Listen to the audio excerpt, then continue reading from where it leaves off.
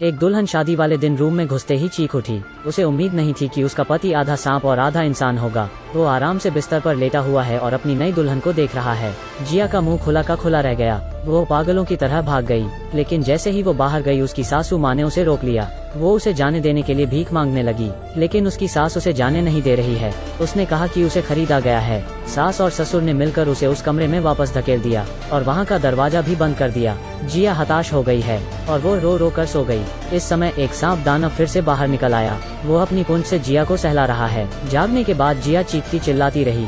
जिया की चीख सुनकर सर्प दानव और अधिक उत्साहित हो गया। सांप दानव वही खड़ा रहा और उसे देखता रहा है। जिया ने सांप दानव को चूहे दानी से मारा। अनजाने में वो एक छोटे कमरे में घुस गई। उसे एक लोहे की छड़ मिली और उसने खिड़की खोलने की कोशिश की, लेकिन वहाँ से निकलना मुश्किल है। लेकिन सांप दानव अभी भी पीछा कर रहा है। जिया काफी मुश्किलों के बाद वहाँ से भाग गई और जाकर एक आदमी से टकरा गई। सांप अभी भी पीछा कर रहा है। सांप को देखकर भीड़ वहाँ से भाग गई। बस दो गांव वाले उससे लड़ने की कोशिश करते हैं, लेकिन सांप दानव ने उसे वहीं मार डाला। सांप दानव को भगाने के लिए गांव वाले ने एक मशाल उठाई। अगली सुबह जिया अचानक से ही डर गई। वो थोड़ी सी बात में बस डर गई थी।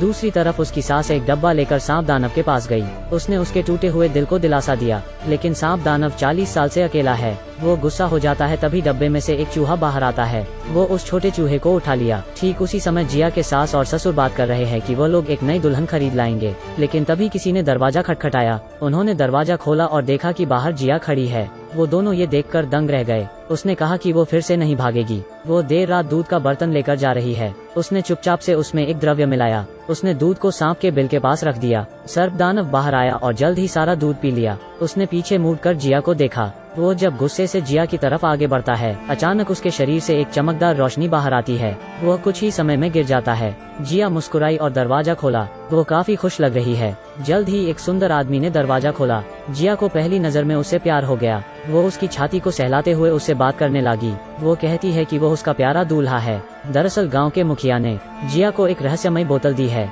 उसने बताया कि वो एक इंसान ही है। उसने जिया को सारी सच्चाई बताई। एक बार एक सर्प दानव था जो चाहता था लोग उसे हमेशा प्यार करें। उसने एक शादी को भंग किया। तभी दूल्हे ने उस पर हमला करने के लिए लाठी उठाई, लेकिन सांप ने उनका पीछा नहीं छोड़ा। उसने उस औरत को काट लिया और उसका बच्चा सांप दानव बन गया। गांव के मुखिया ने जिया को बताया कि सांप दानव के श्राप हटने के बाद खूब सारा धन मिलेगा। अगले दिन जिया अपने ससुराल में रहती है। वो दोनों एक दूसरे की तरफ देखते हैं। वो अपने बेटे के लिए भोजन लेकर आई है। जिया डर जाती है और डब्बा लेकर कमरे में घुस जाती है, और जैसे ही वो अंदर घुसती है सर्प दानव उसको जकड़ लेता है। वो जानता था कि उसके साथ छल किया गया है। वो जिया को मारना चाहता है, लेकिन वो द्रव्य के असर के कारण बेहोश होकर गिर जाता है। जिया ने चुपचाप से सांप की खाल जला दी है। इसे सासू माँ ने भी देख लिया। उसने पिछली रात रखा दूध का पतीला भी देखा। उसे कुछ शक हुआ। वो सोचती है कि जिया ने उसके बेटे को मारने की कोशिश की होगी। वो फिर से उसके दूध के बर्तन में द्रव्य मिला देती है और सांप दानव वो दूध पी लेता है और सुंदर इंसान बन जाता है। दोनों एक दूसरे को प्यार करते हैं। तभी सासू माँ अंदर आ जाती है।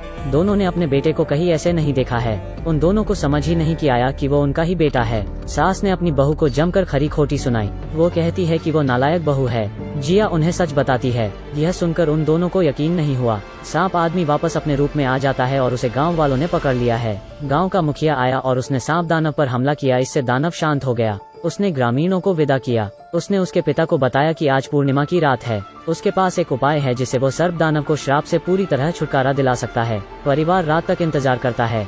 जल्द ही चंद्रमा पूर्ण होने वाला है। उन्होंने नाक को नीचे रख दिया। मुखिया ने उसे एक रहस्यमय द्रव्य खिलाया। मंत्र की ध्वनि के साथ सर्प दानव जाग जाता है, लेकिन सर्प दानव जो अभी अभी उठा गुस्से की स्थिति में है। वो काफी भूखा है।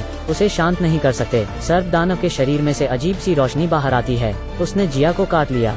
सर्प दानव जमीन पर गिर गया और जिया बेहोश हो गई। उसके पति को श्राप से छुटकारा मिला, लेकिन सांप के काटने के वजह से जिया अब सांप दानव बन चुकी है।